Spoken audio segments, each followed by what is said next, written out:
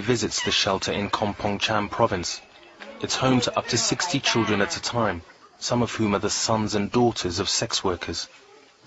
The great majority, like Darlene, have been forced to work as sex slaves. Many have been brutalized and are infected with HIV or other sexually transmitted diseases. All have been severely traumatized. 100% of the victims, when they arrive in the shelter, they don't want to stay because they didn't know us. They are destroyed psychologically. They are completely destroyed. So my own is like try to convince her, try to explain her. You know, if one stay with us, I'm so, oh my God, right now I can help one. The girls' trust in the world has been irrevocably shattered. Often given away by their own mothers, they have no reason to believe in anything or anyone. So uncertain are they of the world that they live in that 1 in 10 of them will turn their backs on this shelter and return to the thing they know best, the brutalizing world of the brothels. In the brothel, they have just body, not life anymore. When they first sold the virginity, the first rape, they are finished already. They think in their heart, just body exists. But the life they kill already. They kill their life already. They don't have life.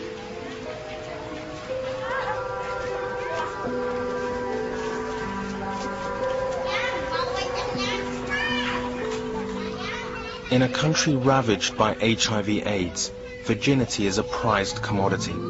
It's also thought to bring good luck and good health to a Cambodian man to sleep with a virgin. It's not uncommon for some of the youngest girls to have their hymen restitched so that they can again and again be sold as virgins.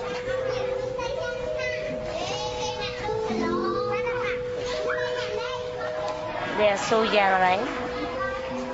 And you know, you saw them, they are so happy and then smile with you. But when you listen their story, it's horrible. You know, like Srimai, the young girl who don't have hair. She have HIV/AIDS and she have pneumonia. She going to die. You know, when I'm here, I'm sometimes so upset. I'm happy too, but also upset too. This one. Mấy cái bài chứ. Chưa đi chạy. Chưa làm chứ. Hả?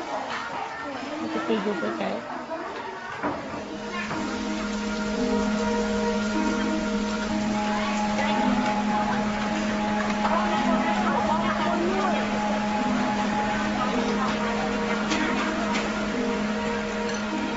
Each and every one of the girls released from brothels is clearly a victory, a life saved.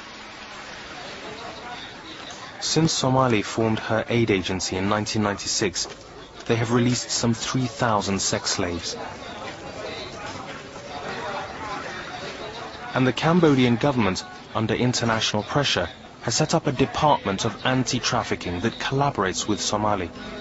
But it's poorly funded, so much so that the aid agency has to subsidize the police to carry out raids on brothels, like the one which resulted in the release of Darlene when she was 13 years old.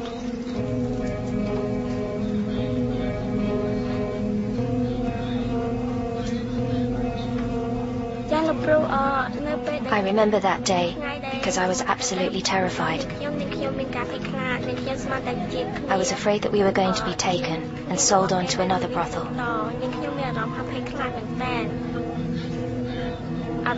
I remember the pimps being arrested and handcuffed and led away.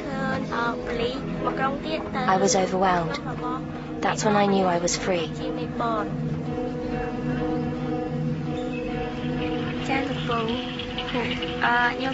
I feel safe here. I've learned a great deal from the whole experience. I don't know what the future holds. I just want to continue my education. I'd like to become strong like Somali, so that I can help other girls who've been through what I've been through.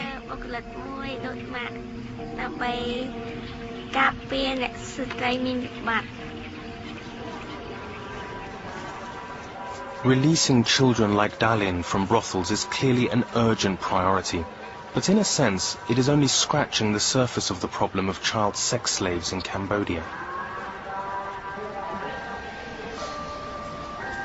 In the first 6 months of last year, of the 186 raids carried out on brothels by the agency, only 2 resulted in convictions being made.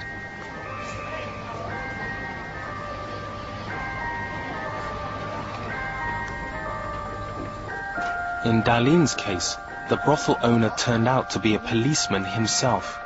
One phone call, and he was never prosecuted. All the legislation under the sun won't make the slightest difference if it exists in a culture where corruption is the norm. It really upsets me to think that those people weren't put on trial, that justice was never done. I wanted so much to testify against them, but at the same time, I do understand them. They were just trying to make a living, to do well for their families, but all at our expense.